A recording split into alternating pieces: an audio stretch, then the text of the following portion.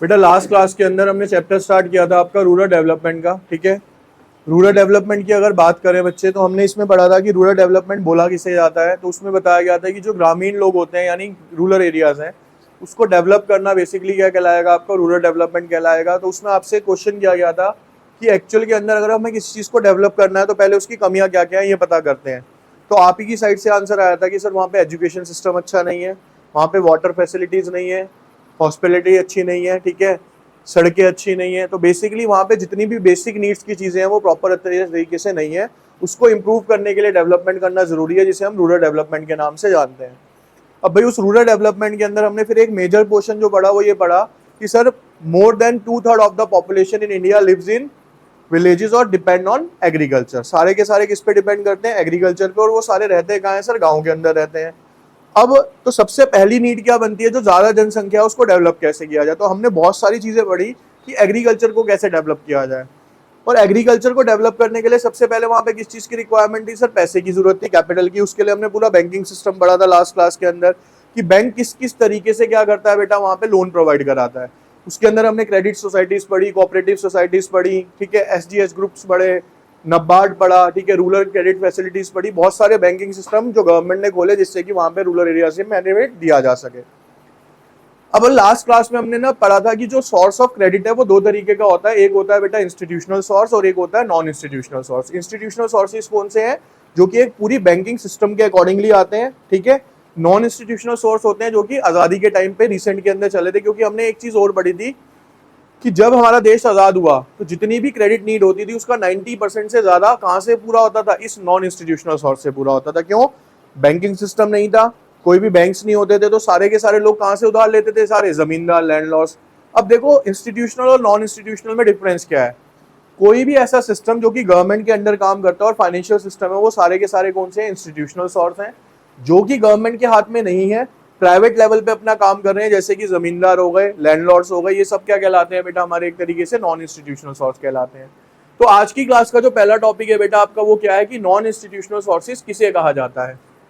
कहता है it constitute of cash lenders, free agents, landlords, relatives and friends. यानी basically bank के या फाइनेंशियल सिस्टम के अलावा आप जहां से भी उधार लेते हो, चाहे दोस्तों से लेते हो, फैमिली से लेते हो, वो सब क्या है, आपके नॉन इंस्टीट्यूशनल सोर्स हैं। Historically non-institutional source satisfy or fulfill the majority of farmers' credit requirement due to their simpler loan procedure and willingness to give even for a unproductive purpose। देखो बेटा किसान उस टाइम पे वहां जाता क्यों था, उसके रीजंस थे। एक तो पढ़ा लिखा नहीं था, ठीक है। आप किसी जमींदार पे जाते थे, वो आपसे कोई डॉक्यूमेंट नहीं मांगता था, सिंपल सा होता था, भैया आप आओ पैसे ले जाओ। क्योंकि जमींदार को ये पता है, ऐसा नहीं है कि अब शहरों में आप रह रहे हो ना, ऐसा नहीं है बेटा, आज भी यहाँ पे ब्याज का काम नहीं चलता, बहुत मोटे लेवल पे चलता है। इवन मैं आपको बताऊंगा तो 10-10% महीने पे भी चलता है, ठीक है।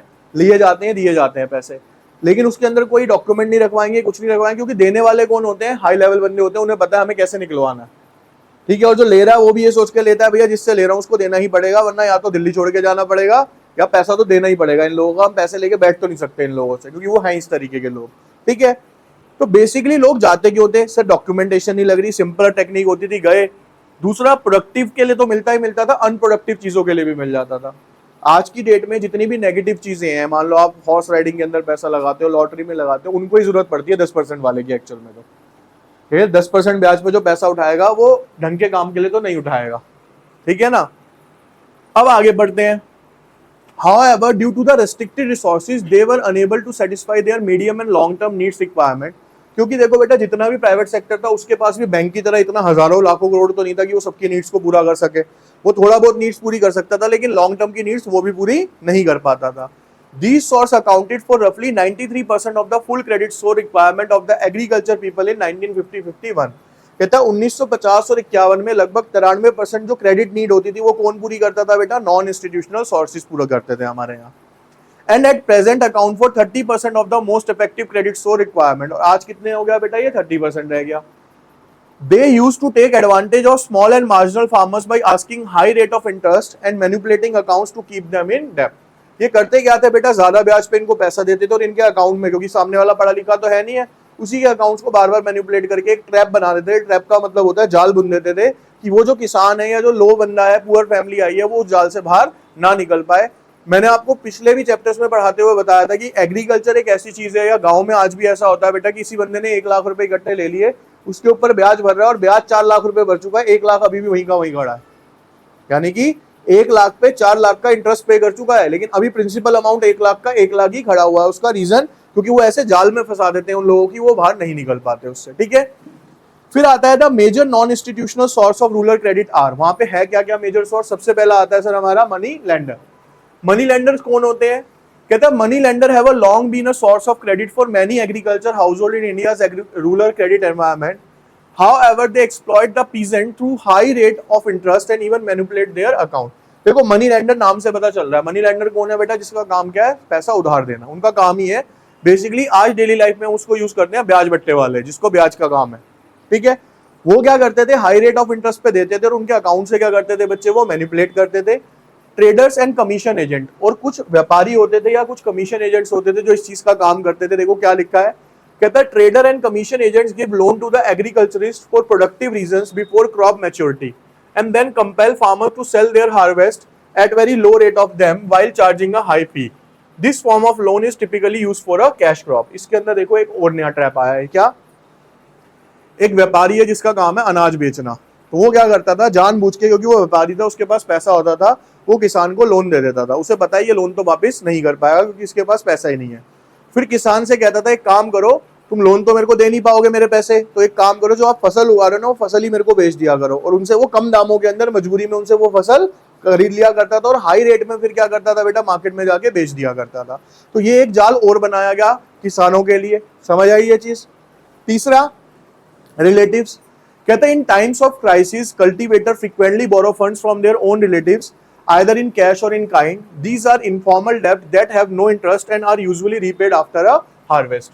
ये बेसिकली कह सकते हो आप, एक तरीके से आपने किसी रिश्तेदार से पैसे ले लिए कि भैया मैं कृषि कर रहा हूँ, जैसे मेरी फसल उगेगी बेच के मैं आपका पैसा वापस कर दूंगा।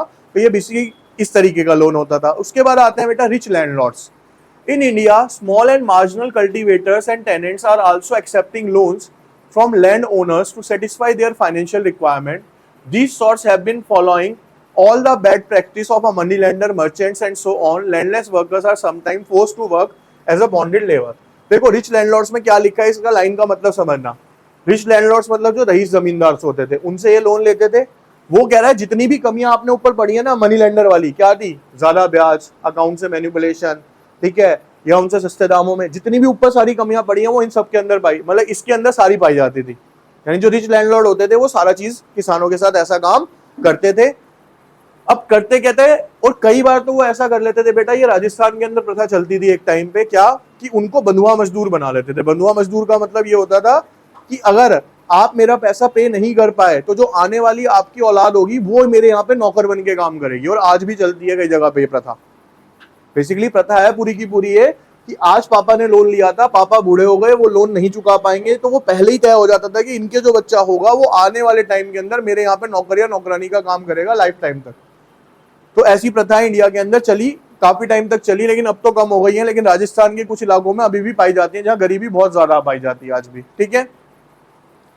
फिर आता है बेटा यहाँ पे, which institutional source of rural credit is considered the most cost effective and essential. कहता है इसमें से सबसे कॉस्ट इफेक्टिव और सबसे सस्ता या एसेंशियल कौन सा था? बताएगा कोई? बताओ। देखो मेरे हिसाब से तो बेटा ये था कि रीजनल रूरल बैंक जो थे सबसे कम रेट ऑफ क्योंकि देखो ये खोले क्यों गए थे ये समझते हैं। रीजनल रूरल बैंक का काम ये था, देखो एक होता है नेशनलाइज्ड बैंक, एक होता है स्टेट बैंक और एक होता है रीजनल रूरल बैंक। यानी रामनगर का ही एक अलग बैंक खोल दिया, रामनगर एक रीजन हो गया, इसका ही आपने एक अलग से बैंक खोल के दे दिया इनको। तो इनका काम क्या था, जो भी गरीब किसान था उसको कम से कम रेट ऑफ इंटरेस्ट के अंदर, कम से कम डॉक्यूमेंटेशन के अंदर क्या कराते थे बेटा, ये लोकल लोगों को लोन प्रोवाइड कराया करते थे, ठीक है। What is the primary objective of SHG in rural areas? कहते हैं जो SHG ग्रुप्स बनाए थे हमने लास्ट क्लास में हमने पढ़ा था, सेल्फ हेल्प ग्रुप्स, इनका मेन काम क्या था? Providing loans at high rate, promoting formal banking at a large scale, facilitating access to non institutional source, encouraging thrift and providing credit to the rural people at a fair interest. C, ठीक है, इनका काम क्या था? उनको motivation देना, कम से कम rate of interest के अंदर उनको लोन प्रोवाइड कराना। Which non-institutional source of rural credit is notorious for exploiting farmer through high rate of interest and manipulative practice. कहता है इनमें से कौन था जो ज्यादा इंटरेस्ट लेता था और उनके अकाउंट्स को मैनिपुलेट करता था? Rich landlords, relative trader, commission agents, money lenders, दोनों ही थे वैसे तो, लेकिन रिच लैंडलॉर्ड लिख दो क्योंकि इसमें सारे गुण पाए जाते थे बेसिकली, है ना, अभी पढ़ा हमने। How do traders and commission agents typically exploit farmers in the rural credit environment? कहता है जो ट्रेडर और कमीशन एजेंट्स होते थे वो किस तरीके से इनका शोषण किया करते थे बच्चे? Loan for large scale agriculture नहीं, इनफॉर्मल डेब्ट्स नो, ऊपर वाला है ना, by charging lower fees crop purchase, by offering, by compelling farmer to sell their harvest at a, वो उनसे कहते थे कि आप अपना अनाज हमें कम दामों के अंदर क्या कर दोगे, सेल आउट कर दोगे। फिर आता है what is the characteristics of loan obtain from the relative in rural area? ये एक तरीके से इनफॉर्मल डेब्ट होता था विद नो इंटरेस्ट। इनफॉर्मल का मतलब इसके बदले में आपको कोई ब्याज वगैरह नहीं देना था, हेल्पिंग टाइप के लिए आपने रिश्तेदारों से लिया था। अब आता है बैंकिंग सिस्टम पढ़ लिया, अब पढ़ते हैं सर इस बैंकिंग सिस्टम के अंदर इनएफिशिएंसीज क्या थी, किस वजह से ये बैंकिंग सिस्टम प्रॉपर तरीके से काम नहीं कर पाया। तो देखो पहला पॉइंट आता है बेटा रूरल बैंकिंग। कहता है rural banking refers to the banking services and financial products provided to the customer residing in the rural area often with the limited access to the traditional banking services.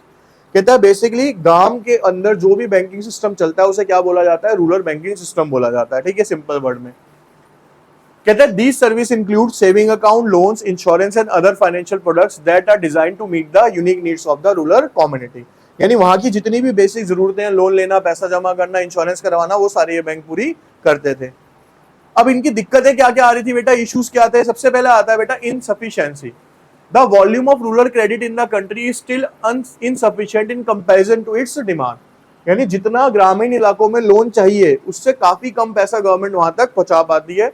Reason है कि अब हम और पैसा भी कहां पे देते हैं बेटा, इंडस्ट्रियल डेवलपमेंट में। देखो गवर्नमेंट भी अगर लोन देगी ना तो बेटा गवर्नमेंट भी प्रॉफिट के लिए ही काम करेगी। तो गवर्नमेंट भी ये देखेगी कि हम जिसको लोन दे रहे हैं वहां से रिटर्न कितना आएगा। गवर्नमेंट को बताया कि भैया आज की डेट में हम इंडस्ट्रियल को लोन देंगे तो हमारा रिटर्न बहुत ज्यादा निकल के आएगा, है ना। आज देखो जैसे आपको मैं बताता हूँ ग्रीन हाउस इफेक्ट चल रहे हैं, आज की डेट में ग्रीन एनर्जी चल रही है, सबसे ज्यादा इसी के ऊपर फोकस है गवर्नमेंट का। आने वाले टाइम में देखो मैं आपको बताता हूँ, आज ही एक रिव्यू देखा था जिसके अंदर एमजी ने 9.99 लाख के अंदर पूरी ईवी गाड़ी निकाल दी। 10 लाख रुपए के अंदर एक बहुत अच्छी गाड़ी आज ही लॉन्च करी एमजी ने। तो अब देखो 9 लाख रुपए आने वाले टाइम में क्या होगा, 7-8 लाख रुपए में ऐसे आपको ईवी गाड़ी आराम से मिलनी स्टार्ट। रीजन क्या है कि गवर्नमेंट वांट्स कि भैया 2030 तक हम सारा किसके ऊपर आ जाए, प्रॉपर तरीके से ईवी पे आ जाए। तो यहां से हमें देखो एक सीख मिलती है सीखने के लिए। मैं आपको सिंपल सा बताता हूँ, वन कंपनी सुजलॉन, ठीक है, कभी सर्च करा करो, जब मैं बताता हूँ ना इन चीजों को सर्च भी करा करो। एक कंपनी है बेटा सुजलॉन, ठीक है, SUZLON। सुजलॉन बेसिकली वर्क किसके अंदर करती है, विंड एनर्जी और थर्मल एनर्जी में, लेकिन अब वो किसके साथ जुड़ गई है, ग्रीन एनर्जी के साथ। अब उसका काम क्या चल रहा है कि वो गवर्नमेंट के टेंडर्स उठा रही है। अभी रिसेंट के अंदर 75,000 करोड़ का उसको गवर्नमेंट ने एक काम करने का पूरा टेंडर पास कर दिया। अब मैं आपको बताता हूँ क्यों बता रहा हूँ इस चीज को। कई बार आपसे शेयर मार्केट डिस्कस हुई, ठीक है ना, मार्केट स्टडी के साथ शेयर मार्केट चलती है प्रॉपर। सिंपल सा एग्जांपल देता हूं, इन कोविड ड्यूरेशन 2020 की बात कर रहा हूं, 2020 के अंदर ये शेयर 4 रुपए का था, ठीक है। आज प्रेजेंट वैल्यू पता है क्या है उसकी, 2020 से लेके आप किस में पहुंचे हो अभी भाई, 2024, 3 साल ही हुए ना। 7 का 3 गुना कितना होगा, 21, 4 गुना कितना होगा, 10 गुना कितना होगा, आज 81 रुपीज का है वो 3 साल में, लगभग 11 गुना 12 गुना के करीब। तो 12 गुना पैसा कमाने के लिए ना भाई, मतलब एफडी के हिसाब से सोचोगे तो एफडी 10 साल में पैसा दुगना करती है, 10 साल में पैसा दुगना करती है, और इसने 3 साल में पैसा 12 गुना कर दिया, यानी एफडी से 6 गुना ज्यादा। तो ये चीजें क्या बताता हूँ, ये स्टडी होती है मार्केट की, इसके पैटर्न के हिसाब से चलना पड़ता है। बहुत सारी चीजें होती है जो मार्केट स्टडी कराती है। और अभी प्रेजेंट के अंदर जितने ग्रीन एनर्जी सोर्सेज हैं, जो भी खरीदेगा वो कभी भी नेगेटिव में नहीं जाने वाला फ्यूचर में, क्योंकि आने वाला 10 साल ही किसके हैं, पूरे के पूरे ग्रीन एनर्जी पे ही चल रहे हैं। अभी भी आज जो गवर्नमेंट है हमारी, अभी हेडलाइन देख रहा था नीचे जब चाय पीने गया, वहां पे लिखा हुआ है कि मोदी जी सेज कि हाँ भाई आने वाले रिसेंट टाइम के अंदर ही आप यहाँ पे क्या देखोगे, कौन सी गाड़ियों की बात चल रही थी भाई, वो एयर टैक्सीज इंडिया में आने वाले कुछ ही सालों के अंदर आप देखोगे जल्दी से जल्दी। तो जब ऐसी ऐसी डेवलपमेंट्स होंगी ना बेटा, तो ये सारी मार्केट्स क्या होंगी, एनहेंस होंगी। इसीलिए जो गवर्नमेंट मैं आपको बता रहा हूँ ना, वो एग्रीकल्चर के लिए लोन क्यों नहीं देती है या कम क्यों दे पाती है पैसा, क्योंकि उन्हें पता है वहां से रिटर्न आने में क्या लगेगा, टाइम लगेगा, लेकिन यहाँ से रिटर्न आने में क्या होगा, जल्दी से आ जाएगा। लेकिन हमें भी पता है भैया टैक्सी के बिना चल जाओगे, फोन के बिना चल जाओगे, गाड़ी के बिना चल जाओगे, खाने के बिना नहीं चलोगे। तो एग्रीकल्चर को लोन पहुंचना बहुत जरूरी है कि अगर खाना नहीं मिला तो सारी चीजें जीरो हो जाएंगी आपकी, ठीक है। फिर आता है बेटा इसके बाद इनएडिक्वेट कवरेज ऑफ इंस्टीट्यूशनल सोर्सेज, यानी कि इंस्टीट्यूशनल सोर्सेज खोल तो दिए, बैंकिंग सिस्टम खोल तो गया, लेकिन वो अभी तक पूरे तरीके से विस्तार नहीं कर पाए हैं। और जहां जहां पे भी है करप्शन यहाँ पे भी है। किसान बेचारा लोन लेने जाता है तो उसको परेशान किया जाता है, डॉक्यूमेंटेशन मांगी जाती है, उसमें कमीशन मांगी जाती है, हम आपको इतने का लोन देंगे तो आप हमें इतनी कमीशन दोगे। तो अभी भी करप्शन लेवल पे क्या होता है, इसके अंदर काम चलता है। कहता है the institutional credit arrangement continues to be inadequate as they have failed to cover the entire rural farmers of the country, क्योंकि आज भी बेटा पूरे के पूरे फार्मर एरियाज को ये कवर नहीं कर पा रहे हैं। Inadequate amount of a sanction. The amount of loan sanctioned to the farmer is also inadequate. As a result, farmer often divert such loan for an unproductive purpose, which dilute the very purpose of a such loans. देखो क्या हुआ भैया, मेरे को क्या चाहिए था, suppose करो एक किसान को 10 लाख रुपए का लोन चाहिए था कृषि करने के लिए, और वो 10 लाख रुपए के लोन के लिए गया, गवर्नमेंट ने उसे 2 लाख रुपए का लोन दे दिया। तो किसान तो गरीब है भाई, ठीक है, लेकिन उसे पता था कृषि करने के लिए मेरे को कितने की रिक्वायरमेंट है, 10 लाख की रिक्वायरमेंट है, इतने की एक मशीनरी आएगी, इतने के बीज आएंगे, इतने का ट्यूबवेल लगवाऊंगा, तो 10 लाख रुपए से कम में मैं कृषि तो नहीं कर पाऊंगा। अब गवर्नमेंट ने लेकिन उसे सैंक्शन ही कितने करे बेटा, 2 लाख रुपए। तो अब 2 लाख रुपए भी उसके लिए पैसा तो था, तो वो वापस नहीं करने जाता। वो क्या करता है, उस 2 लाख रुपए को अनप्रोडक्टिव यूज में लगा देता है, यानी घर घर के काम में लगा दिया, घर बनवा दिया, लड़की की शादी करनी थी शादी कर दिया। लेकिन गवर्नमेंट ने किस पर्पज से दिया था आपको वो लोन, आपने काम भी यूज कर लिया अनप्रोडक्टिव के लिए। जब उसको रीपे करने की बारी आएगी कहां से दोगे, क्योंकि जिस उससे काम करके तो कमाते हैं ना आप, काम तो आपने किया ही नहीं। अब वो क्या हो जाता है, फिर किसान लोन चुका नहीं पाता, जिसकी वजह से गवर्नमेंट का बैड डेब्ट्स क्या होता चला जाता है, फिर लगातार बढ़ता चला जाता है। यानी जितनी रिक्वायरमेंट है उतनी रिक्वायरमेंट हम वहां पे किसानों की पूरी नहीं कर पाते, जिसकी वजह से ये दिक्कत आती है। फिर आता है बेटा less attention to the poor और मार्जिनल फार्मर्स। और जितने भी गरीब फार्मर्स हैं या मार्जिनल फार्मर्स हैं, इनके ऊपर गवर्नमेंट ज्यादा ध्यान नहीं देती है। कहता है lesser attention has been given to the credit requirement of needy small marginal farmers. On the other hand well to do farmers are getting more attention due to the better credit worthiness. देखो बेटा ये ना मैंने आपको पहले भी बताया था कि हम में से किसी को लोन लेने जाएगा क्वेश्चनिंग होगी। अंबानी को लोन लेना कोई बैंक नहीं पूछेगा, ये सिंपल सा इंडिया का सिस्टम है, वर्ल्ड का सिस्टम है। क्योंकि बैंक क्या देखता है कि जिसे मैं लोन दे रहा हूं वो रीपे कर पाएगा या नहीं कर पाएगा। अगर आपकी रीपे करने की कैपेसिटी अच्छी है तो आपको लोन बड़ी जल्दी से मिल जाएगा। एग्जांपल मैंने आपको क्या दिया था, भैया आपका नंबर आईआईटी में आ जाए, आपका नंबर आईएम में आ जाए, आपको तुरंत लोन मिल जाएगा एजुकेशन में, क्योंकि पता है भैया इस लगे में गया है, इसका पैकेज इतना लगेगा, ये हमारा सारा पैसा वापस, ठीक है। लेकिन दूसरे बच्चों को नहीं मिलेगा। तो ये होता है कि क्रेडिट वर्थीनेस कितनी है आपकी, आप रीपे कर पाओगे या, यानी बेसिकली कह सकते हैं बैंक भी उस हिसाब से चलता है, जिसके पास ज्यादा पैसा उसे लोन भी ज्यादा देता है, जिसके पास पैसा नहीं है उसे लोन भी, ये चलता है साहब, ठीक है। ग्रोइंग ओवरड्यू, ये एक मेन पॉइंट है बेटा, जिसकी वजह से बैंकिंग प्रणाली ना लोन देते हुए डरती है आज की डेट में। ग्रोइंग ओवरड्यू का मतलब क्या है, the problem of overdue agriculture credit continues to be in the area of concern. The basic reason for growing overdue is the poor repaying capacity of the farmers. क्योंकि जो बेटा farmers, मैंने आपको last class में बताया था, loan तो ले लेते हैं ये, लेकिन जब चुकाने का टाइम आता है तो इनके पास पैसे, ठीक है। As a result, credit agency are becoming a cautious about granting loans to the farmer. अब देखो सीधी सी बात है, ध्यान से सुनना। अब पहले से क्या हुआ, 1947 में देश आजाद हुआ, 1969 के अंदर एसबीआई आया, नेशनलाइज बैंक बन गया, बैंकों ने एग्रीकल्चर फार्मर्स को लोन देना स्टार्ट किया। अब वहां से देखने को ये मिला यार हम तो लोन दे रहे हैं तो पैसा वापस ही नहीं करते लोग, तो इन्होंने क्या करा होगा, अपने बैंकिंग सिस्टम को स्ट्रिक्ट कर दिया होगा, यानी गाइडलाइंस और ज्यादा निकाल दी होंगी, डॉक्यूमेंटेशन और स्ट्रॉन्ग कर दी होंगी। फिर इन्होंने देखा इतना करने के बाद भी कुछ फर्क नहीं पड़ रहा, ये तो फिर भी वापस नहीं करते, तो करेगा क्या बैंकिंग सिस्टम, और ज्यादा क्या करता जाएगा, उसे रेस्ट्रिक्टेड करता जाएगा या और ज्यादा टफ करता चला जाएगा।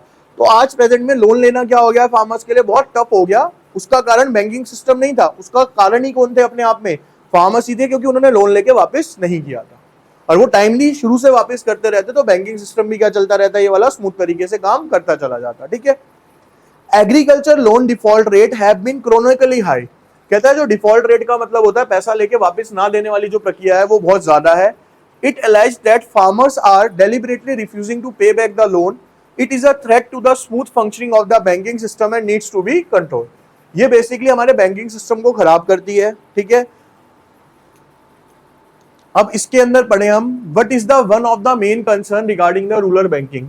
इसमें से बताओ कौन सा सबसे ज्यादा मेन कंसर्न है रूरल क्रेडिट के regarding?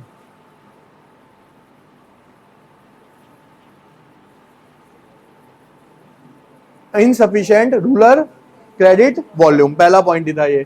What happens when the amount of loan sanction to the farmer is inadequate? मान लो हमने लोन तो दिया, जो मैंने आपको एग्जांपल दिया कि उसे 10 लाख रुपए चाहिए थे, लेकिन लोन कितने का दिया सिर्फ बेटा मैंने 2 लाख रुपए का।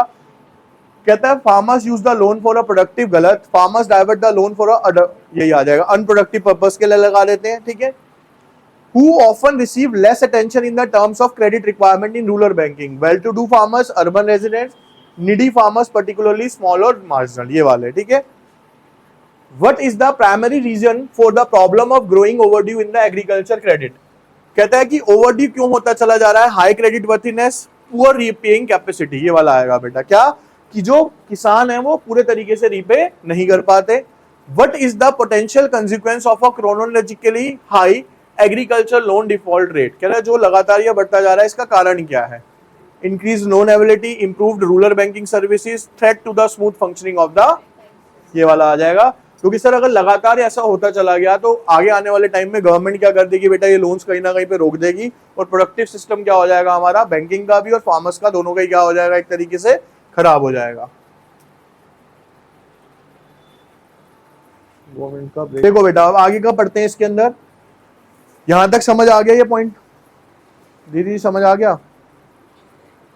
अब इसमें बताओ मार्केटिंग से क्या समझते हो भाई सब? यहां पे लिखा है एग्रीकल्चर मार्केट सिस्टम। मार्केटिंग से क्या समझते हो आप लोग? प्रचार करना, एडवर्टाइजमेंट करना अलग अलग तरीके से। जैसे कि आज की डेट में डिजिटल मार्केटिंग है, न्यूज़पेपर की मार्केटिंग है, सोशल मीडिया हो गई, डिजिटल में आ जाएगा बेसिकली वो सारा, है ना। अब मीनिंग ऑफ एग्रीकल्चर मार्केटिंग क्या था? कहते थे agriculture sector is the backbone of the Indian economy and contribute significantly to the country's GDP.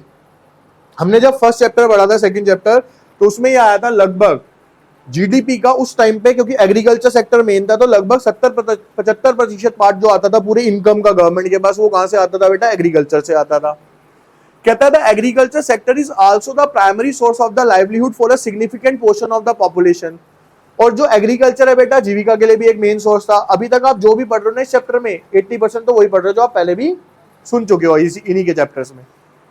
In recent years, the Indian government has taken several measures to improve the agriculture sector and increase its competitiveness in the global market. The agriculture marketing system is one of the critical aspect of the agriculture sector growth and development. Government भी क्या कर रही है बेटा, आज की date में news channel से प्रॉपर के प्रॉपर खाद किस तरीके से आती है, कौन सी जगह पे आपको कौन सी खाद यूज करनी जा रही है, पूरी स्टडी आपको नेट पे मिल जाएगी। गवर्नमेंट ने इसके ऊपर बहुत काम किया है, प्रॉपर साइंटिफिक लैब्स भी बनाई गई है जहां पे ये बताया गया कि इस जगह पे अगर आप रहते हो, इस तरीके की मिट्टी है तो इस तरीके की कृषि आपको वहां पे करनी चाहिए। यानी गवर्नमेंट भी प्रॉपर तरीके से एग्रीकल्चर पे फोकस कर रही है। इवन आज की डेट में यूनिवर्सिटीज के अंदर एग्रीकल्चर से रिलेटेड कोर्स भी निकाल दिए गए हैं, जहां पे बच्चा जाके एग्रीकल्चर करना सीख रहा है बेटा एक्चुअल के अंदर, ठीक है ना, जिनको इंटरेस्ट है उसके अंदर। Agriculture marketing refers to the process of assembling, storing, processing, transporting, packaging, grading and distributing different agriculture commodity across the country। देखो मार्केटिंग एक प्रोसेस आपने बिजनेस में भी पढ़ी है क्या सर? उत्पादन से लेके उसकी पैकेजिंग से लेके उसको ब्रांड बनाने से लेके हर चीज पे काम होता है, फिर उसको मार्केट में क्या किया जाता है? सेल आउट किया जाता है, ठीक है। कहता है measures to improve agriculture marketing. कहता है क्या क्या मेजर्स हैं कि जिससे कि हम एग्रीकल्चर मार्केट सिस्टम को चेंज कर सकते हैं या इंप्रूव कर सकते हैं। पहला क्या आता है सर? Regulated market. देखो रेगुलेटेड मार्केट्स का मतलब क्या है? प्रॉपर सब्जी मंडियां बनाई जाए जहां पे कि लोग जाके बेच सके। देखो अभी तक हमने क्या पढ़ा, अगर हम पिछले चैप्टर उड़ाएं सर, हमने ये पढ़ा कि फार्मर फसल उगाता था, जमींदारों को कम दाम में बेच देता था, उसका जो प्रॉफिट होता था वो कौन ले लेते थे? सारे जमींदार लेते थे। क्यों ऐसा हो क्यों रहा था? क्योंकि कोई भी एक रेगुलेटेड सिस्टम नहीं था जहां पे किसान डायरेक्टली जाके अपनी फसल को बेच सके। अब गवर्नमेंट ने ऐसी अनाज मंडी बना दी, सब्जी मंडी बना दी, जहां पे किसान जाके क्या कर सकता है बेटा? डायरेक्टली अपने प्रोडक्ट्स को सेल कर सकता है और अपने मन चाहे प्राइस पे कर सकता है आज की डेट में, ठीक है। कहता है रेगुलेटेड मार्केट्स और agriculture produce market committees were establish to ensure, आ गया ना वही बात, किसके लिए? फेयर प्राइस, ताकि उनको प्राइस अच्छा मिल सके for the farmers and prevent exploitation by the middleman. Basically ये किया क्यों गया? ताकि बीच में जितने भी मध्यवर्ती लोग हैं जो उनसे कमीशन वगैरह लेते थे उनको बीच में से हटा दिया जाए। The APMC are responsible for regulating the buying and selling of the agriculture products and ensuring that the farmer receive a fair price for their produce and to benefit the consumer to farmer एक fair price ले सके और consumer को भी benefit दे सके। Infrastructure facilities कैसे दी जाए? Government ने किस पे फोकस किया था? Government has also focused on developing infrastructure facilities such as storage, transportation and marketing. देखो हमने ये चीजें भी पहले पढ़ी हुई हैं चैप्टर्स में कि किसान के साथ एक बड़ी दिक्कत क्या थी, वो ज्यादा फसल नहीं उगा पाता था क्योंकि उसके पास वेयर हाउस नहीं होते थे, स्टोरेज हाउस नहीं होते थे। भैया आज किसी ने फल फ्रूट उगा तो लिए, लेकिन उसके रखने के लिए उन्हें क्या चाहिए होते हैं? कोल्ड स्टोरेज चाहिए होती है। कोल्ड स्टोरेज का मतलब बर्फ के डब्बे कह लो बेसिकली, बड़े बड़े, जहां पे वो उसको सेव करके लॉन्ग टर्म के लिए थोड़ा चला पाए। ठीक है, कहता है storage facility such as warehouse and cold storage help in reducing wastage and preserving the quality of produce. Transportation facilities such as road, railways and airport facility the movement of agriculture products from one place to another। Transport facility क्यों दी गई? देखो दिल्ली के आसपास तो खेत है नहीं है, तो हमारे पास सारी सब्जियां वगैरह आती कहां से? आसपास के गांव से ही आ रही होंगी कहीं ना कहीं। तो वो किसकी वजह से पॉसिबल हो पा रही है बेटा? ट्रांसपोर्ट फैसिलिटी की। जो यहाँ लोकल में रहता होगा, पता होगा आपको, मानसो पार्क के अंदर सुबह के टाइम टोकरी लेके बैठे होते हैं, वो सारे फ्रेश सब्जियां लेके आते हैं, लेकिन यहाँ के नहीं होते कोई भी। कहाँ के होंगे? सारे आसपास के गाँव के होते हैं। सुबह ट्रेन में चढ़ते हैं 4 बजे, 6 बजे यहाँ उतरते हैं, यहाँ से बेच के दोपहर को अपने घर वापस। ठीक है, जो डेली का रूटीन है उनका ये। ठीक, marketing facility such as mandis and haats provide a platform for the farmers to sell their produce directly to the consumer. आज तो देखो बेटा और ज्यादा स्ट्रांग हो गया, बिग बास्केट आ गया। ठीक है, उसके बाद आप आ जाओगे इस पे, ब्लिंकिट आ गया आज की डेट में, स्विगी, जोमेटो, स्विगी कर लो, स्विगी मार्ट आता है उसका। ठीक है, बहुत सारी चीजें आ गई हैं जो कि फल फ्रूट सब्जी को भी क्या कर रही है? डायरेक्टली उनसे लेके सेल आउट करती है आज की डेट में। ठीक है, फिर आता है बेटा एक कोऑपरेटिव मार्केटिंग सिस्टम बनाना चाहिए। कहता है cooperative marketing is a system where farmers comes together to form a cooperative society and sell their produce collectively. ये बेसिकली क्या होता है? देखो मैं आपको एक सिंपल सा एग्जांपल देता हूँ। सुबह के टाइम पे शादरा मंडी में जाओ आप, ठीक है, किसी से भी जाके पूछ लो आलू क्या रेट है, किसी ने बोल दिया मान लो 50 रुपए किलो, तो यूनिटी इतनी है, वहां से लेके आखिरी तक सब 50 ही बोलेंगे। क्यों? उन्होंने कम्युनिटी बिल्डअप कर दी कि भैया एक ही प्राइस रखना है और उसी प्राइस पे कंज्यूमर को बेचना है। तो ये कोऑपरेटिव सोसाइटीज बनाते हैं ये। This helps in reducing the dependence on the middleman and ensure a fair price for the farmer. इससे क्या होगा? एक तो मिडलमैन खत्म हो जाएगा और उन्हें एक अच्छा प्राइस मिलेगा उस चीज का। The cooperative society also provide access to the credit and other supportive services to the. और एक सोसाइटी बना लेते हैं आपस में कि अगर तुम्हें पैसे की जरूरत पड़ेगी तो कहीं ना कहीं से हम पैसा अरेंज करके देंगे। तो बहुत सारी चीजें ये लोग करते हैं। फिर आता है डिफरेंट पॉलिसी इंस्ट्रूमेंट्स। कहता है in order to protect the farmer the government has initiated the following policy. ये आप पढ़ पढ़ के थक जाना चाहिए था, वैसे कई बार आ गई। मिनिमम सपोर्ट प्राइस, ये मैंने आपको क्या बताया था बेटा कि जब किसान प्रोडक्शन करता है तो किसान को ना एक सबसे बड़ा डर लगा रहता है कि मैंने प्रोड्यूस तो कर लिया, मान लो 1000 किलो, मार्केट में बिका कितना? सिर्फ 700 किलो, तो वो जो 300 किलो है वो कहाँ जाएगा? मैं तो लॉस में चला जाऊंगा, इतना तो मैंने कमाया भी नहीं जितना मेरा नुकसान हो जाएगा। तो गवर्नमेंट ने जब देखा कि इस चक्कर में किसान प्रोडक्शन नहीं कर रहा, तो गवर्नमेंट आगे निकल के आई, उसने किसान को भरोसा दिलाया कि आप एक काम करो, आपको जितना प्रोडक्शन करना है प्रोडक्शन करो और जो मार्केट में आप बेच सकते हो बेच दो, एक्स्ट्रा जो आपके पास बच जाएगा एक मिनिमम प्राइस पे क्या करेंगे हम, वो सारा का सारा आपसे खरीद लिया करेंगे। इसे बोला गया एमएसपी, मिनिमम सपोर्ट। ठीक है, देखो लिखा भी है to safeguard the interest of the farmer government the minimum support price of the agriculture products like wheat, rice, maize, cotton, sugarcane, pulses etc. such a price may be regarded as an offer price at which government is willing to buy any number of gains from the farmer। वो कहते हैं जितना माल आपके पास है एक minimum amount में आप हमें बेच दो, हम आपसे लेने के लिए तैयार हैं। फिर आता है बेटा maintenance of a buffer stock. किसान के सामने एक दिक्कत क्या थी कि अगर मैंने बहुत ज्यादा स्टॉक बना लिया तो उसको सेफ कहां पे करके रखूंगा, वेयर हाउसेज कहां से मिलेंगे, कोल्ड स्टोरेज कहां से मिलेंगे। तो गवर्नमेंट ने इनकी हेल्प करी।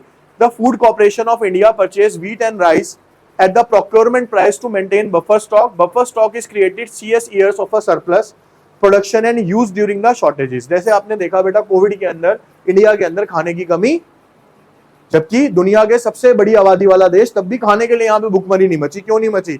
इस बफर स्टॉक की वजह से। क्योंकि गवर्नमेंट जितना भी एक्स्ट्रा प्रोड्यूस होता है इसको सेव करके रखती है बफर स्टॉक्स के अंदर।